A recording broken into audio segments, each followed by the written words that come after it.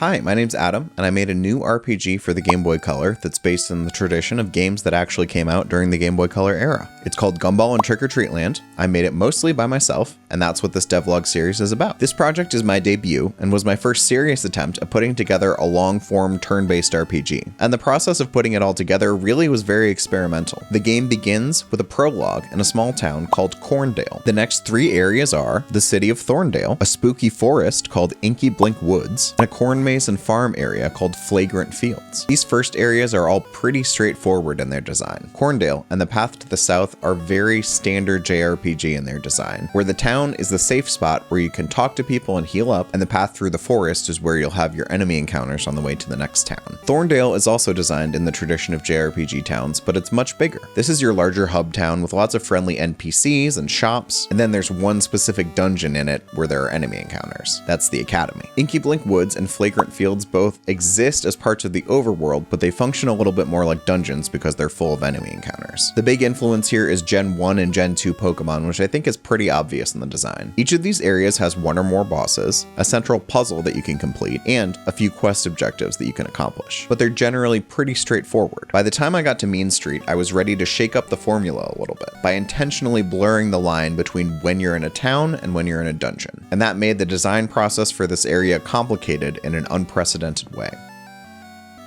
Mean Street was planned from the beginning. All the way back to the earliest demo, I included a little preview of the area south of Thorndale just to foreshadow its existence. This area was always planned to be sort of the middle chapter of the game. Since the game starts from the cuter side of Halloween iconography, I thought it would be fun to progress to an area where the characters are a little bit more dangerous as a way for the tone of the story to evolve into something a little creepier. I also saw this as an opportunity to show Gumball's growth by putting you in an environment that was a little less friendly and raising the stakes of the whole quest just a little bit. In this design, I felt like it was important to give players some freedom and flexibility over which objectives to complete, in what order, and when they wanted to explore a given area. For Mean Street, I decided to gate the area with an enemy encounter that would be impossible to win at the very beginning of the campaign, but would be doable once the player leveled up some. I also wanted it to feel like you earned your way into this area. Ernest, the ghoul henchman, was the character I landed on to serve this purpose.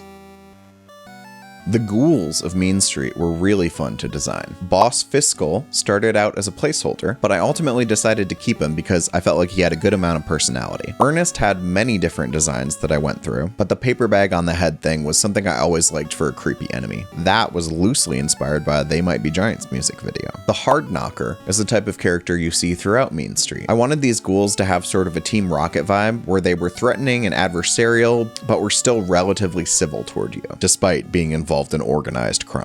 I also thought it would be a fun challenge to design a skeleton enemy that only stood 16 pixels tall, and these guys were the result. I think this was also the first character design where I bothered to give them speaking animations for all 4 directions, which became standard for any new characters I made in the rest of this design. Then I wanted another skeleton enemy variant, and with the late 90s energy of this whole game, I thought a skater enemy would be fun to design, so the Bone Skater emerged from that. I didn't want Mean Street to be populated exclusively by ghouls, though. This area wasn't just supposed to be a dungeon after all. I wanted it to feel lively and somewhat true to the feeling of being in a big city in real life. So I wanted a large diversity of different characters living there, and I wanted some parts of Mean Street to feel more residential while others felt more industrial. So as this area came together, I also dropped in a bunch of characters that were already introduced in Corndale, Thorndale, Inky Blink Woods, and Flagrant Fields, along with a few new designs as well.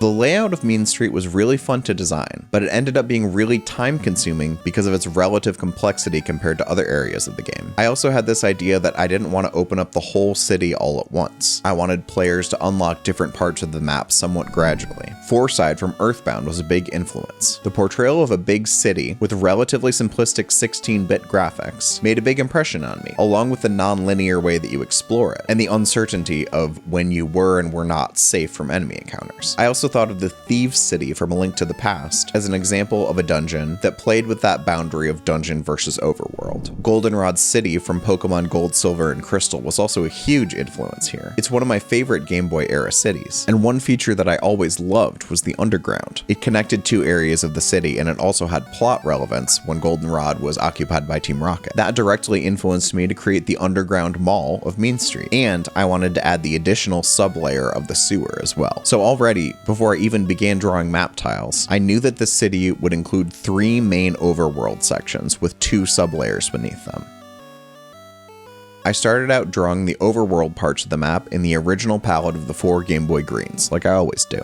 The tile set I used for this map includes both road and sidewalk tiles, with some variations to make things feel a little run down and not too sterile. I created 2 different styles of tileable buildings to give things a little variety. Lampposts, stoplights, traffic cones, and manhole covers were also some fun little details to add here. Once I brought these maps into GB Studio, I tried a few different color palettes and eventually settled on this purplish look. Then I went through and added some yellow highlights to light up the windows and the lampposts, another trick stolen directly from Pokemon on the GBC, and I also added a special little palette just for the traffic lights. Once I had the exteriors of the buildings laid out, I started in on designing the building interiors. As a general rule, in Game Boy RPGs of this era, buildings are much larger inside than they appear on the outside. And without careful planning, that can really start to mess with your head when you're putting together interconnected areas like this. The central part of Mean Street includes an apartment building, a large bookstore, and a business complex. Those are all immediately accessible, and then there are a bunch of other buildings with locked doors. You can also immediately access the southern outskirts of town, where there's a little restaurant that you can use to cheaply restore your HP. The western part of Mean Street is also immediately accessible and contains a parking lot full of NPCs and a building called the Candy Council, which you'll be unable to enter until finding and defeating all 5 members of the Lime League. In order to complete that objective, you need to solve a series of puzzles, which allow you to access the eastern half of the underground mall. That connects you to the eastern part of the overworld, which contains a few businesses and a few inaccessible buildings. Once you get here, all of the members of the Lime League are available, and defeating them allows you to access the Candy Council back on the west side of town, which gives you access via the underground mall to the Public Works building, where you finally get the key to the sewer. If that sounds confusing to track, it's because it is. I ran in circles constantly while creating that flow, because I didn't have it outlined clearly enough beforehand, and tracking the logic of which events acted as locks and keys and incremented progress really gave me a headache. But ultimately, the intended effect was to make players feel like the area was slowly opening up as they explored it. And I think the design ultimately succeeds at hiding all of that oblique logic from the player and rewards thorough exploration of the area.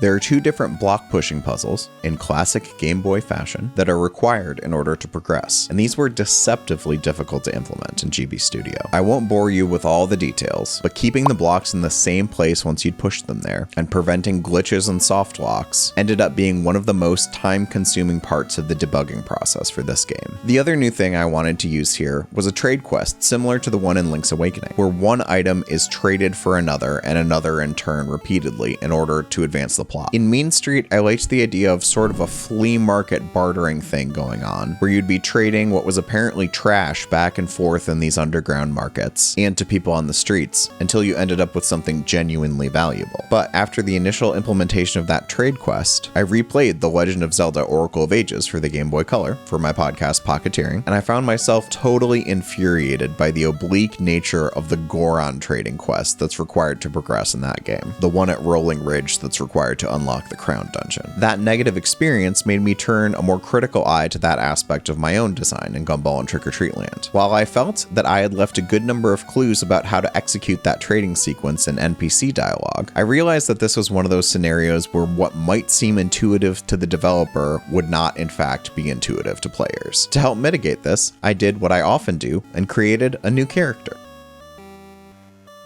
This is Musty, one of the last characters added to Gumball and Trick or Treat Land. His whole job is to appraise the key items that you have in your inventory, and what that actually does is give you some dialogue that is going to point you towards what you're actually supposed to do with them with some specificity. He charges a percentage of your money. He's a very enterprising fellow that way, but it means that even if you don't have a lot of coins, you can still afford the hint. Initially, I was just going to have him appraising the junk that you find on Mean Street, but I eventually added scripts to allow him to appraise any key item that you can find in the game. The goal here was to provide players with enough information in-game that they would be able to complete quest objectives without having to consult an outside guide, even if they missed the clues present in the NPC dialogue. etc. I also had a lot of fun with this character. I gave him a sort of Beetlejuice kind of sensibility, used car salesman vibes, so it was really fun scripting these little cutscenes and little extra bits of dialogue to go with each item. Ultimately, Mean Street was a bear to test and implement because of its relative complexity. Coming off of designing this area, I made the process for Vampire's Landing much simpler, and the area itself is much cleaner and more straightforward,